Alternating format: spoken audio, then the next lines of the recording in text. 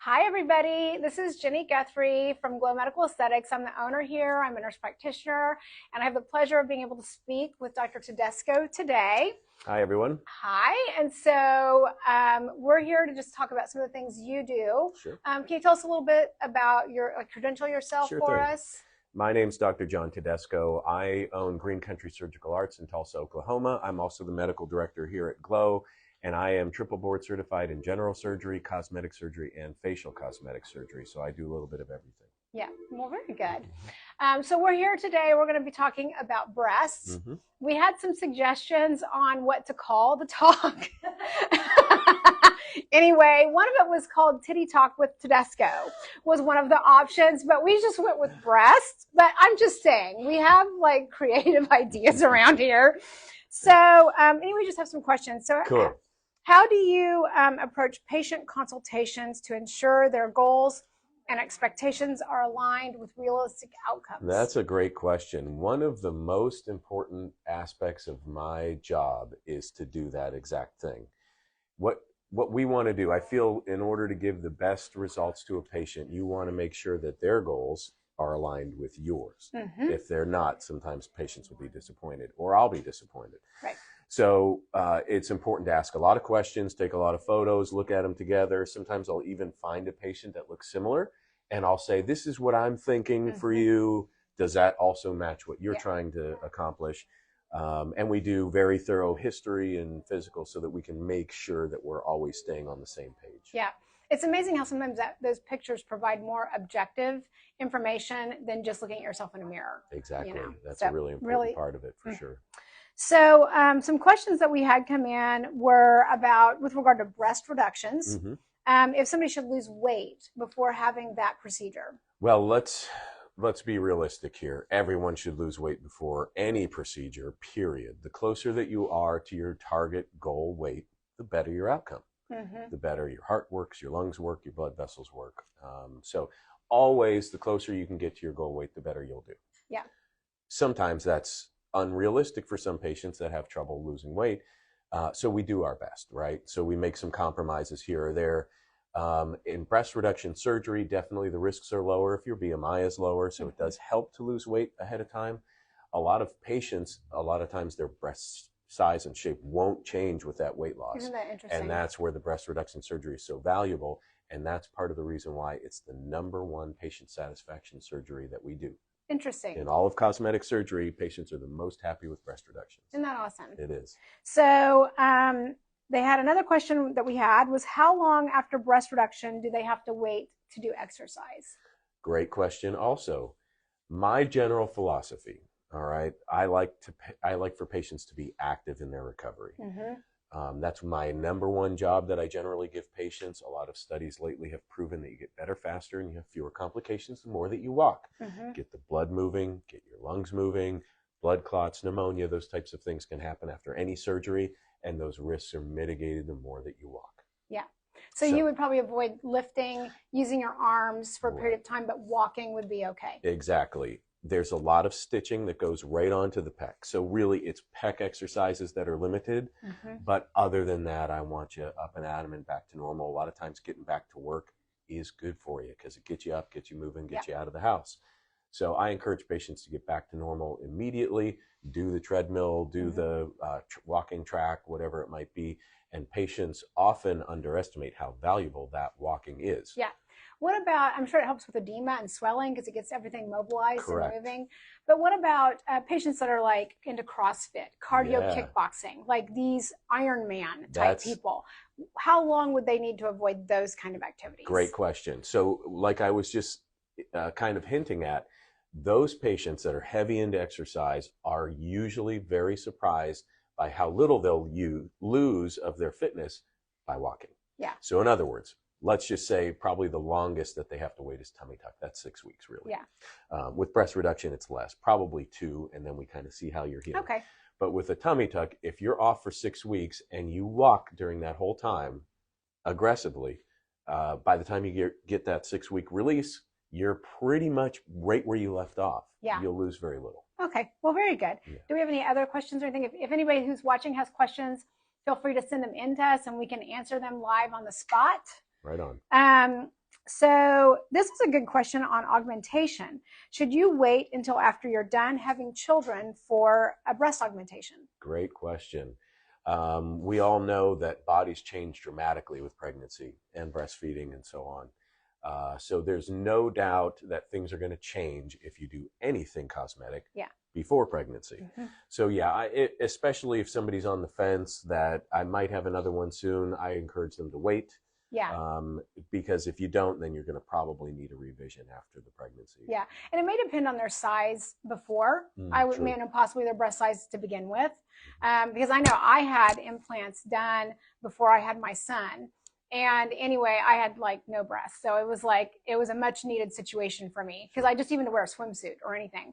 And anyway, so then I had my son, and I do feel like my implants ironically looked better after I had my son, you know, and versus most women after they have children, especially thinner women, sometimes their breasts, you know, they wind up looking like socks. You know, it's like they used to be here and now that it's not good. And so anyway, from that standpoint, now what about breastfeeding? For women that maybe are interested in still having children, is there any implications or impact with implants on that? A couple things about that. First off, breastfeeding is super important. Always do it. It's good for your baby. It's good for you. Lowers breast cancer risk. It improves immune function for the newborn. So I never, ever tell somebody to limit breastfeeding. Number one, make sure you're doing your breastfeeding. What can it do and how can it be related to cosmetic surgery? If you put in an implant, there's a little bit of gentle pressure that it'll put onto the breast tissue, so a little atrophy can happen. So it actually can lower your breast milk production slightly. If you do a lift or a reduction, sometimes glands will be removed or rerouted. So that can also compromise future breastfeeding. So those are also reasons to consider putting off the cosmetic surgery till after the kids, if possible. Okay. Do you have any questions or anything that we need to, anything good coming in that we need to ask? So the other question that we had was, what's the difference between a breast lift and breast implants? All right. So an implant, I think everybody's pretty familiar with. Basically, we have some examples here. It's typically a gel implant that is placed. These are all saline, is that correct? Those are gel, actually, silicone. Okay, silicone gel. And I generally only recommend silicone. They feel more natural, look more natural, less likely to ripple, etc. So they're a good way to go. But basically what you're doing there is just increasing the volume of not changing the shape dramatically. You're just increasing the volume. Like you mentioned, some folks just are on the small side, so it helps to make them feel more proportionate. Conversely, a lift is a complete reshaping. So I kind of describe it to patients as you kind of take everything apart, you raise the areola up, and you put it all back together. It's a big surgery, a lot more risk, a lot more expense. Probably a little bit more recovery than just a regular augmentation. Exactly. It's probably not quite as painful as an augmentation, but yeah, the recovery is a little bit more complex. Sometimes you need a drain. It's a lot more potential surface area inside that needs to heal. So you've got to work harder at getting your nutrition and things like that as you recover. Sometimes we do both, but generally if you're removing skin, like in a lift, and then you put an implant behind it and increase the tension on it, that can increase your risk of complications. So usually I try to get patients to do it separate. Versus do your lift, then do your augmentation. That's the best final result you can get. What's your philosophy with handling patients who are smokers? Smoking is a big common problem that we face. Nicotine in the system in any form, and even once a month or something like that, which a lot of patients downplay and don't think that's important. A little bit of nicotine in the system will compromise blood flow. The little blood vessels, the capillaries, those are what's responsible for bringing the healing cells into the wound, the defense mechanism into the wound. So things like healing problems, wound infections, wound breakdowns, implant exposure, those are all more common in smokers. So it's a big deal. And if that happens, if those kind of things happen, it's a catastrophe. So it's not worth it. This, generally a lot of what we do is cosmetic. It's elective. It's optional. It's not required for your health. So I get patients at minimum 6 weeks before and after surgery to stop smoking or vaping or whatever. And the longer, the better. Generally. Absolutely, for a lot of reasons.